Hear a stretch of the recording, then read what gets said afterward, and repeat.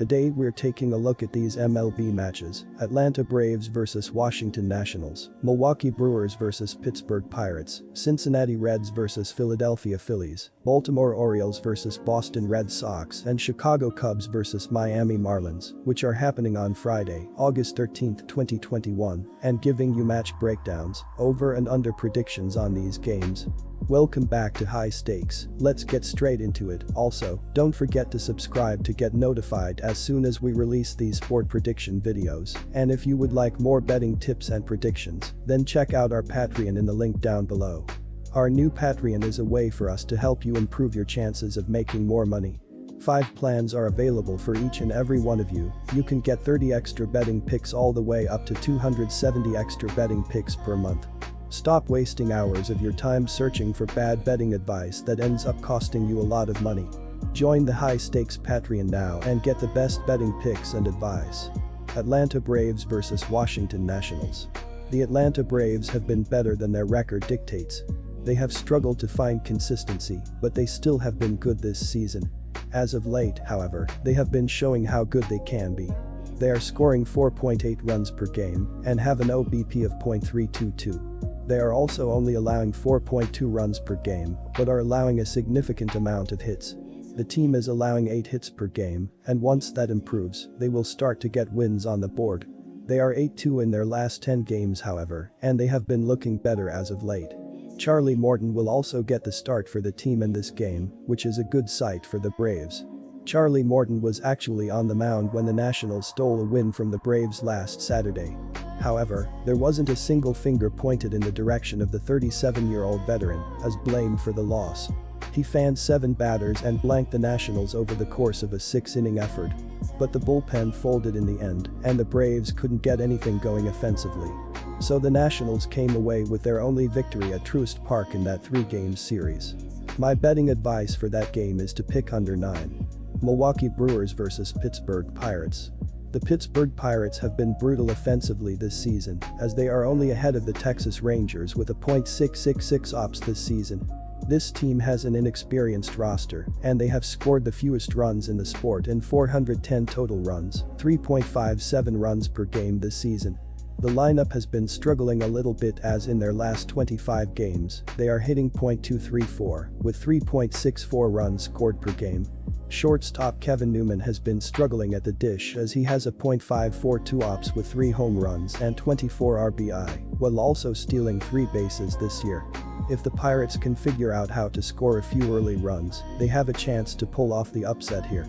The Brewers are back to putting distance between themselves and the rest of the NL Central Division after beating the Chicago Cubs. And now, they have an opportunity to pad their record by continuing to make an example out of the struggling Pirates. They have cruised in the head-to-head meetings in this series for pretty much the same reasons every team has for beating the Pirates this season.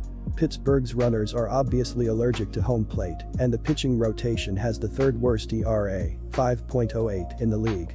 It's a combination that has them listed as the 2nd worst team in the National League outside of the Arizona Diamondbacks.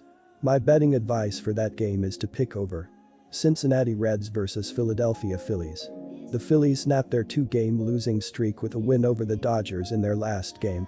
They will try to keep the momentum going with a win over the Reds, which will give them their 2nd win in a row and increase their lead in the NL East. Philadelphia is averaging 4.56 runs per game. Their .242 batting average is 14th in the league. Their .319 on base percentage is 12th, while their .406 slugging percentage is 15th. Gene Segura leads Philadelphia with a .312 batting average, while Rhys Hoskins leads the team with 24 home runs and 68 RBI. My betting advice for that game is to pick over 8.5. Baltimore Orioles vs Boston Red Sox. The Boston Red Sox have been one of the best defensive teams in the majors, as they are tied with the Los Angeles Dodgers for 5th with a .759 ops. They score runs even as their team is starting to struggle record-wise. The offense is scoring 4.31 runs in the last 30 days, 26 games. The Red Sox have been using Fenway Park and its crazy dimensions to their advantage, as they have a MLB leading 244 doubles, which is 31 more than the next best team. Third baseman Rafael Devers has been doing extremely well at the plate as he has a .930 OPS with 28 home runs and 85 RBI. Nick Pivetta has been a decent pitcher this season according to his baseball saving page as he is in the 55th percentile in XSLG, 45th percentile in barrel percentage, 44th percentile in whiff percentage, and 60th percentile in ZERA. He throws 5 different pitches: fastball, slider, curveball, changeup, sinker, and his curveball has been dominant as it has a .139 batting average with a .297 slugging percentage. Pivetta has faced the O's twice this season, and he is 2-0 against them in 12 innings with 6 runs on 10 hits with 6 walks and 9 strikeouts.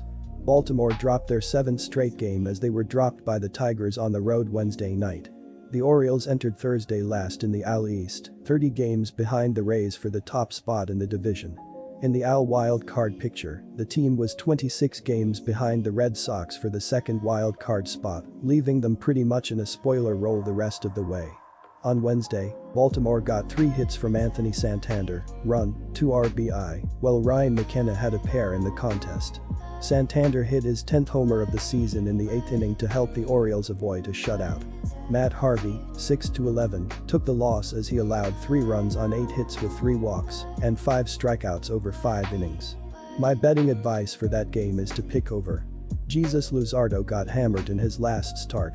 He went 4.2 innings and gave up 7 hits, 4 walks, 7 earned runs, and struck out 2 in a loss against the Colorado Rockies. On the season, he has a record of 3-5 with a 7.36 ERA, 1.68 WHIP and a 47/23 KBB ratio in 8 games started and 15 total appearances. Opposing batters are hitting .297 off Luzardo. He is having a rough season. The Marlins pitching staff has been pretty good this season despite being depleted due to injuries to numerous pitchers. Giving up the long ball has not been an issue. They rank second in home runs allowed. They are hovering around the top 10 in ERA, hits allowed, runs allowed, WHIP, and batting average against. Miami has been poor on offense this season. They are bottom 5 in the league in runs, home runs, RBIs, OBP, SLG, and OPS. Jesus Aguilar leads the team in hits, home runs, and RBIs. He is first in the NL in RBIs. Chicago is scheduled to send right-hander Adbert Alzolay to the Hill at Marlins Park for the series opener on Friday evening. The Cubs righty has been mired in a nasty losing streak that has extended more than 2 months. Alzolay's last win came back on June 2nd, and he's dropped 8 straight decisions since then. The 26-year-old took another tough luck loss in his last outing despite allowing just 2 runs in 60 innings of work in a loss versus the Chicago White Sox. Alzolay enters with a 40-12 overall record to go along with a 4.71 ERA in 20 starts. The Cubs right-hander has struggled with the long ball in 2021, but has otherwise posted strong peripherals in his first season as a full-time starter. Alzolay has struck out 9.09 batters and walked only 2.66 batters per 9 innings of work. However, he's given up 1.97 home runs per 9 and a troubling home run per fly ball rate of 22.8%. My betting advice for that game is to pick over 7.5. Good luck to all of you. That's it for this video. Stay tuned and stay safe for the next betting tips and advice.